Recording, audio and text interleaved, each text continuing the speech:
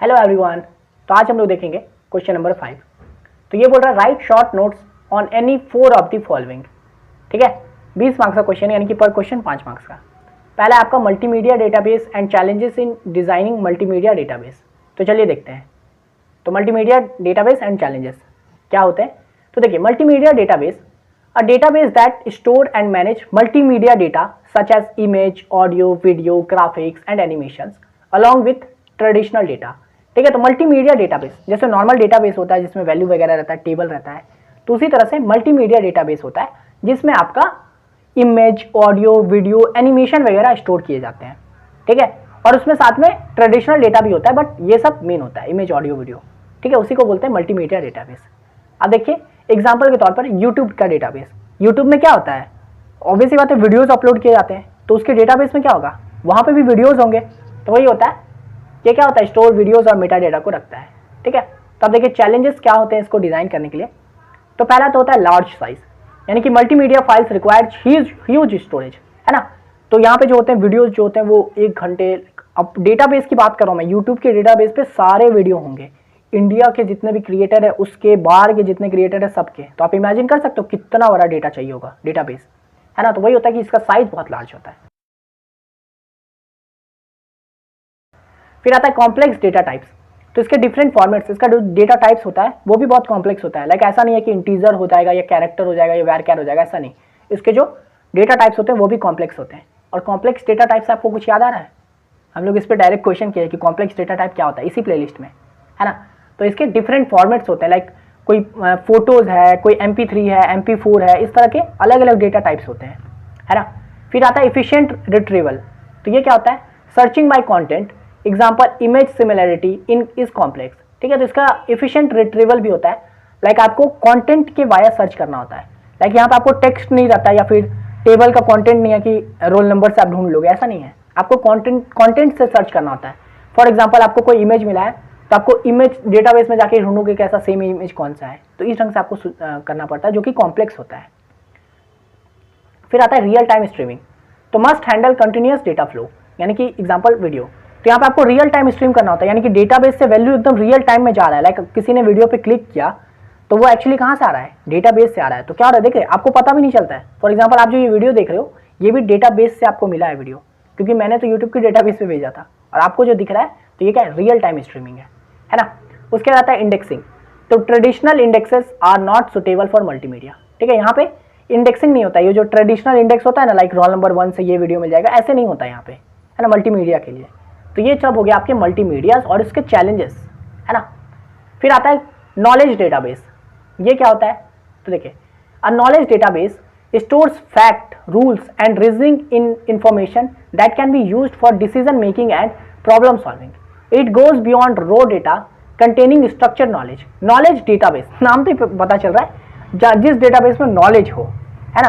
तो ये क्या करता है नॉलेज डेटाबेस में, इसमें आपका फैक्ट, रूल्स वगैरह जो होते हैं ना, रीजनिंग इंफॉर्मेशन जो होता है वो सब स्टोर करके रखा जाता है, ताकि यहाँ से हम लोग डिसीजन मेकिंग कर सके, है ना, प्रॉब्लम सॉल्व कर पाए, ये नॉलेज डेटाबेस का यूज करके। यहाँ पे आपका वो रॉ डेटा नहीं होता है कि भाई A = 10, B = 10। यहाँ पे हो सकता है फंक्शन हो, समझे, हो सकता है कोई बहुत बड़ा मेथड हो। तो ये सब चीज आपका यूज किया जाता है नॉलेज डेटा का। ठीक है, फीचर्स क्या होते हैं, तो स्टोर्स रूल, यानी कि इफ, देन एंड फैक्ट्स। तो यहाँ पे आपका रूल को स्टोर करके रखा जाएगा कि अगर ये होगा तो फिर ये करना, है ना, वही इफ देन वाला। और या फिर उसके फैक्टर होंगे कि ये चीज इज इक्वल टू यही होता है, पाई इज इक्वल टू 3.14 ही होता है। तो ये सब चीज एक एग्जांपल दिया मैं, है ना, वो।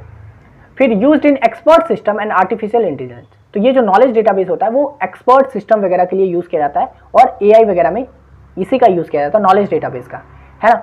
AI जो आपको आंसर बताता है वो ऐसा थोड़ी है AI खुद सोच रहा है, उसका भी एक डेटाबेस है जहाँ पे ह्यूमन ने ही ये सब डेटा को स्टोर करके रखा है कि हाँ भाई कोई तुमसे ये पूछे तो इसका जवाब ऐसे देना, समझे। फिर वहीं से AI जो है जाके उस डेटाबेस से वैल्यू उठाता है और आपको दिखाता है, समझे। तो वही होता है नॉलेज डेटाबेस।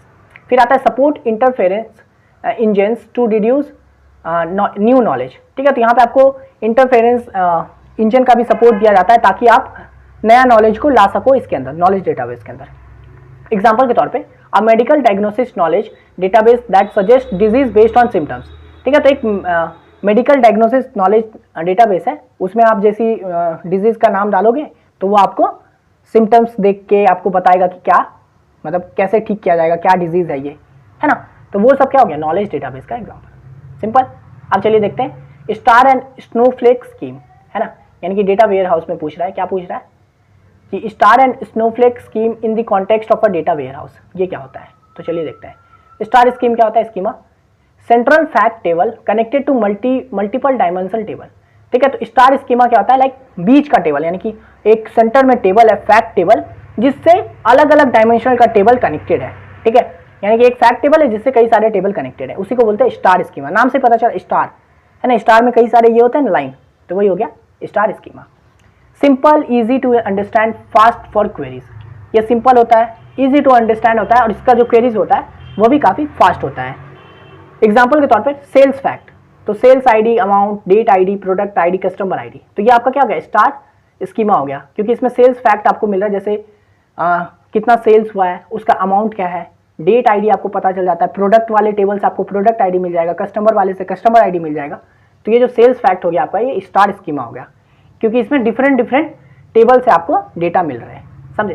फिर आता है स्नोफ्लेक स्कीमा, तो ये क्या होता है, extension of star schema where dimension tables are normalize into smaller table, ठीक है। तो ये क्या होता है स्नोफ्लेक स्कीमा, ये क्या होता है कि ये जो स्टार टेबल है ना, उसी का अपग्रेडेड वर्जन होता है, ठीक है, जिसमें जो आपका डायमेंशन टेबल था वो नॉर्मलाइज फॉर्म में होता है। जैसे यहाँ पे तो नॉर्मल टेबल रहता है, लेकिन ये स्नोफ्लेक में क्या होता है कि वो जो टेबल होता है उसको नॉर्मलाइज वे में किया जाता है, ताकि नॉर्मलाइज होने के बाद टेबल छोटा बन जाता है, और अगर टेबल छोटा रहेगा तो वैल्यू हम लोग का क्वेरी और फास्ट होगा, है ना। तो वही होता है extended version. Reduce data redundancy but more complex, ये आपका डेटा रिडेंसी, जो डेटा रिपीट हो रहा है उसको कम तो कर ही देता है, क्योंकि नॉर्मलाइजेशन वही काम करता है, डेटा को रिडेंसी को कम करता है, लेकिन ये कॉम्प्लेक्स भी होता है, क्योंकि ऑब्वियस सी बात है आपको सब पे नॉर्मलाइजेशन लगाना होगा, जो कि कॉम्प्लेक्स काम है। फिर आता है example, data dimension split into day, month, year tables, ठीक है। तो यहाँ पे सॉरी डेट नहीं, डेटा नहीं, डेट। तो यहाँ पे मान लीजिए एक डेट नाम का टेबल है, तो उसको आपने स्प्लिट करके अलग अलग भाग में कर दिया, लाइक डे के लिए अलग, मंथ के लिए अलग, ईयर के लिए अलग, तो ऐसा टेबल बना दिया आपने, अलग अलग टेबल, ठीक है। तो इसी को बोलते हैं star and snowflake schema data warehouse के हिसाब से, है ना। फिर आता है क्लासिफिकेशन इन डेटा माइनिंग, तो चलिए देखते हैं। क्लासिफिकेशन मतलब a supervise learning technique in data mining. Classification मतलब कि डेटा माइनिंग आपको पता है, इसी प्लेलिस्ट में देखे हम लोग, यानी कि डेटा को माइन करना, है ना, रीड करना, उसके पैटर्न को समझना।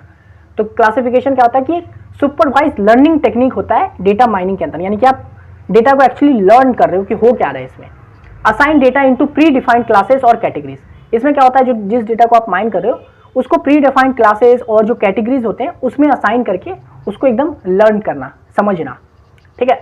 इसके स्टेप्स क्या होते हैं, तो build a classification model using training data, तो आपको क्या करना होता है, क्लासिफिकेशन मॉडल बनाना होता है ट्रेनिंग डेटा का यूज करके, जो ऑलरेडी डेटा अवेलेबल है उससे आपको क्या करना होता है, एक मॉडल तैयार करना होता है ना। Apply the model to predict class levels for new data, उसके बाद आपका जो ये क्लासिफिकेशन मॉडल तैयार हुआ है उस पर आपको क्या करना होता है, नया वैल्यू डाल के चेक करना होता है कि आगे क्या होगा, है ना, क्लास लेवल क्या होगा। फॉर एग्जाम्पल आपका एक कंपनी है, तो उसने आप क्या किए, पिछले 10 साल का सेल रिकॉर्ड निकाल के उसके लिए एक मॉडल तैयार किए, ठीक है। उसके बाद आप पूछ रहे हैं कि अब बताओ भाई आगे आने वाले साल में कैसे सेल होगा, कौन सा प्रोडक्ट कैसा परफॉर्म करेगा, समझे। तो ये हो गया क्लासिफिकेशन। टेक्निक क्या होते हैं, decision trees, naive Bayes, neural networks, ये सब इसके टेक्निक होते हैं। लाइक डिसीजन ट्री का यूज करके आप क्लासिफिकेशन कर सकते हो। एग्जाम्पल के तौर पे a bank uses classification to predict whether a loan applicant is high risk और low risk based on income, credit history and age, ठीक है। तो एग्जाम्पल के तौर पे मान लीजिए बैंक यूज करता है आपका क्लासिफिकेशन का टू प्रिडिक्ट करने के लिए, जो ये बैंक लोन का एप्लीकेंट है, जो लोन अभी लेना चाह रहा है बैंक से, वो हाई रिस्क वाला बंदा है या लो रिस्क वाला बंदा है, और इसके लिए वो क्या करेगा, तो वो जो एप्लीकेंट है उसका इनकम, है ना, उसका क्रेडिट हिस्ट्री देख के, एज वगैरह देख के वो पता करेगा कि हाँ भाई ये बंदा लोन चुका सकता है या फिर ये नहीं चुका पाएगा, इस तरह से, समझे। तो वही होता है क्लासिफिकेशन, ठीक है। तो ये था डेटा माइनिंग। यानी 4 बोला था तो मैंने 4 बता दिया। अब ये सब खुद से देख लीजिएगा या फिर रहने दीजिए, ठीक है। तो आशा करता है आपको ये वीडियो समझ में आ गया होगा। वीडियो पसंद आए तो लाइक कर दीजिए, और ये पूरा प्लेलिस्ट अब खत्म हो चुका है, तो अगर अब तक आपने नहीं देखा है डिस्क्रिप्शन के एंड वाला वीडियो, तो ज़रूर एक बार देखिए और कंसीडर कीजिए, ठीक है। और उसके बाद अगर आपको ये PDF चाहिए तो पता ही है क्या करना है, इंस्टा पे मैसेज कर दीजिए। मिलते हैं नेक्स्ट वीडियो में, तब तक के लिए बाय।